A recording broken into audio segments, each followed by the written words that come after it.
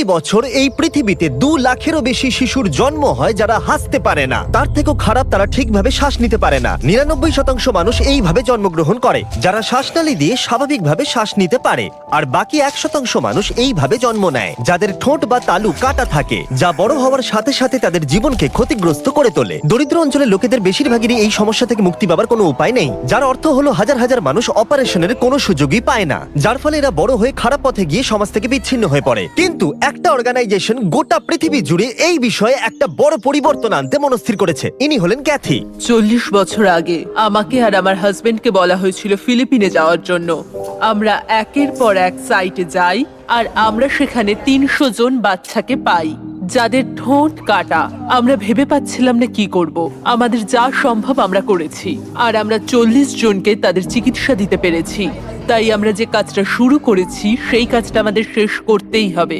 এইভাবে অপারেশন স্মাইলের শুরুটা হয়েছিল এবং গত 40 বছর ধরে তারা 4 লাখেরও বেশি সফল অপারেশন করিয়েছে গোটা পৃথিবীর প্রায় 36টা দেশের রোগীদের। যাই হোক, মেক্সিকোতে এই বিষয়ে রোগীর সংখ্যা দ্রুত বৃদ্ধি পাচ্ছে এবং এই সমস্যার সমাধান করা কঠিন হয়ে পড়ছিল। তাই তারা আমাদের সাহায্য চায়। তাই ড্যারেন আর ড্যান মেক্সিকোর উদ্দেশ্যে বেরিয়ে পড়লো, যা ল্যাটিন ইতিহাস এবং সংস্কৃতির শহর। ওখানে পৌঁছেই ড্যারেন বিরল সুযোগ পেল ওপর থেকে এই অবিশ্বাস্য শহরটিকে দেখার, কারণ সে ক্যাথিড্রালের বেল বাজানোর আমন্ত্রণ পেয়েছিল।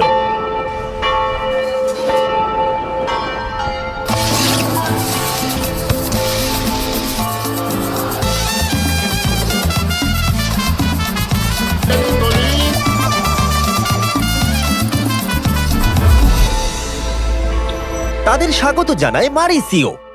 আমি অপারেশন স্মাইলে জয়েন করেছি 11 বছর আগে। আমি জানি এখানে আমার কোনো লাভ হবে না, তাও আমি এখানে জয়েন করেছি কারণ মেক্সিকোতে এমন অনেক মানুষজন রয়েছে যারা চিকিৎসার সুযোগ সুবিধা ঠিকঠাক মতো পান না। যেমন আমি একজন অল্প বয়সী মহিলার সাথে দেখা করলাম। যখন সে আমাদের কাছে এসেছিল তখন তার একটা চোখের মধ্যে ক্ষত ছিল। তারা ওকে পাথর ছুঁড়ে মেরেছিল কারণ ওর কথা বলার ধরন তাদের পছন্দ হয়নি। এটা শুনে আমি খুবই কষ্ট পেয়েছিলাম। আমি সবসময় বলি যে রোগীর পিছনে একটা গল্প আছে এবং গল্পের পেছনে একটা মানুষের ভূমিকা আছে। আর এইসব কারণেই আমি মেক্সিকোতে নিজের জীবন উৎসর্গ করার সিদ্ধান্ত নিয়েছি। আমরা একটি অল্প বয়স্ক শিশুর সাথে দেখা করেছি এবং সে আমার জীবনে দেখা মিষ্টি বাচ্চাদের মধ্যে একজন, কিন্তু তার মুখে একটা ভয়ানক বিকৃতি রয়েছে। এই শিশুটি খুবই মিষ্টি এবং খুব ফুটফুটে, কিন্তু বড় হওয়ার সাথে সাথে সে এত ভয়ানক সমস্যার মুখোমুখি হবে সেটা জেনেই আমার কষ্ট হচ্ছে।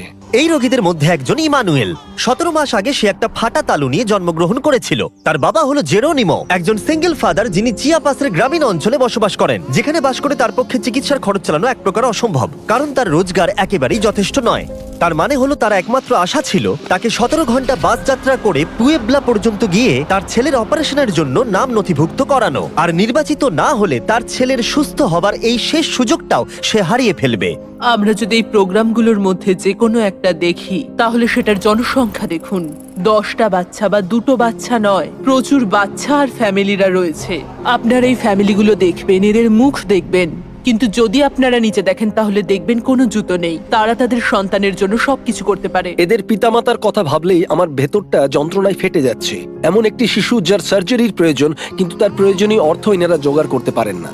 আর যখন আমরা দেখলাম এই পরিবারগুলোর অবস্থা কতটা খারাপ ছিল, তখন আমরা সাহায্য করতে সিদ্ধান্ত নিলাম। তাই আমরা 100টারও বেশি অপারেশন করাবো বলে ঠিক করলাম। তাই পরের দিন স্ক্রিনিং কমপ্লিট করে নিয়ে সময় চলে এলো রোগী নির্বাচন করবার।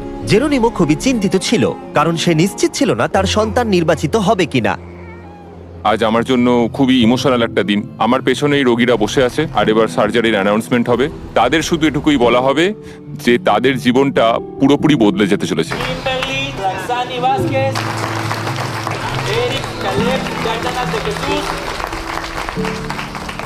ইতিমধ্যে 97 জন রোগী নির্বাচিত হয়েছে এবং জেরোনিমো আশা হারাতে শুরু করেছে। এবার 99 নম্বর রোগীর ডাক এলো। তার স্বপ্ন সত্যি হলো। তার চোখের জল আনন্দই প্রকাশ করছিল। এই বাচ্চাদেরকে ক্লিনিকে নিয়ে আসার সময় তাদের অভিভাবকদের মুখে যে আশা দেখেছি, তারা বুঝতে পেরেছেন অবশেষে তারা তাদের প্রয়োজনীয় চিকিৎসা পাবেন। এটা সত্যিই একটা অদ্ভুত অভিজ্ঞতা যা হৃদয়কে নাড়া দেয়। ইমানুয়েলের অপারেশনে সারাদিন সময় লাগবে, তাই অপারেশন হবার সময় ড্যান এবং ড্যারেন গোটা শহরটা ঘুরে দেখলো। আমরা পার্কের মধ্যেই ঘুরছিলাম আর এখানে একটা মারিয়াসি ব্যান্ড দেখতে পেয়েছি। আমি এটা সবসময় চেয়েছি যে ড্যারেন যেন একটা মারিয়াসি ব্যান্ড জয়েন করে। তো আশা করছি আজকে আমার স্বপ্ন সত্যি হবে। সরি, ওই যে আমার বন্ধুকে দেখতে পাচ্ছেন, ও আপনাদের ব্যান্ডে জয়েন করতে চায়। ওকে, এই টুপিটা পরে নাও।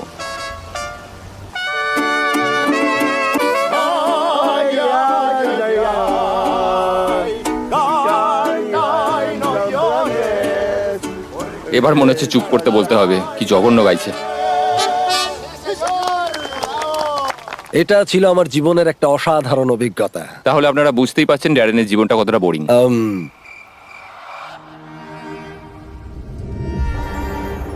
ইমানুয়েলের অপারেশন শেষ হয়ে গিয়েছিল আর জেরোনিমো তার ছেলেকে এই প্রথমবার হাসতে দেখতে পারবে। সার্জারির সময় আমার সবচেয়ে প্রিয় মুহূর্তের মধ্যে একটি হলো যখন বাচ্চারা সার্জারি কমপ্লিট করে বেরিয়ে আসে, কারণ সেই প্রথমবার তাদের বাবা মায়েরা নিজের সন্তানকে সুস্থভাবে দেখে। এটা এতটাই ইমোশনাল একটা মুহূর্ত, কারণ তাদের জীবনটা পরিবর্তিত হয়, শুধু পেশেন্টের নয়, তাদের ফ্যামিলি, তাদের সোসাইটিরও। আমাদের পেশেন্টরা সেই সুযোগটা পায় যাতে তারা নর্মাল লাইফে ফিরে আসতে পারে। এই চিকিৎসার ফলে এই সমস্ত শিশুদের ভবিষ্যতের একটা বড় বাধা দূর হলো এবং এই অপারেশনের পাশাপাশি অপারেশন স্মাইল তাদের সমস্ত রোগীদের বিনামূল্যে স্পিচ এবং ভোকাল থেরাপির সুযোগ দেবে। এভাবে তারা স্বাভাবিকভাবে কথা বলতে শিখবে। আমাদের কাছে আরেকটা সারপ্রাইজ এখনো আছে। ক্যাথি আমাদের একজন নার্সিং স্টুডেন্টের সাথে দেখা করায়, ফার্নান্ডা, যাকে অপারেশন স্মাইল 17 বছর আগে অপারেশন করিয়েছিল। আমার নার্সিং পড়ার কারণ হচ্ছে আমি আমার মতো বাচ্চাদেরকে সাহায্য করতে চাই। তুমি যখন বাড়িতে যাবে তোমার পরিবারকে বলো তোমার আর অর্থ সাহায্যের প্রয়োজন নেই। আমরা তোমাকে ফুল স্কলারশিপ দেব এবং তোমার নার্সিং স্কুলের সমস্ত খরচ আমরাই দেব এবং আশা করব যে তুমি একজন খুব ভালো নার্স হবে। ধন্যবাদ। অনেক ধন্যবাদ। ড্যান, একবার এদিকে এসো, দেখো এই মানুষটাকে। যদি তোমরা সাবস্ক্রাইব না করো তাহলে এ এক্ষুনি কেঁদে ফেলবে। চিন্তা করো না, সাবস্ক্রাইব করবে। ও হ্যাঁ, এবার ভিডিওটা শেষ করো। ও, একটা কথা বলতে ভুলে গেছি। অপারেশন স্মাইল দারুণ এবং গোটা বিশ্ব জুড়ে তারা সুন্দর কাজ করছে। আমরা এদের এতটাই সক্ষম দেখতে চাই যাতে এরা গোটা বিশ্বের বাচ্চাদের চিকিৎসা প্রদান করতে পারে। তাই অপারেশন স্মাইলকে ডোনেট না করার অর্থ হলো তোমরা বাচ্চাদের ভালোই বাসো না। সাবস্ক্রাইব করো আর অপারেশন স্মাইলকে ডোনেট করো।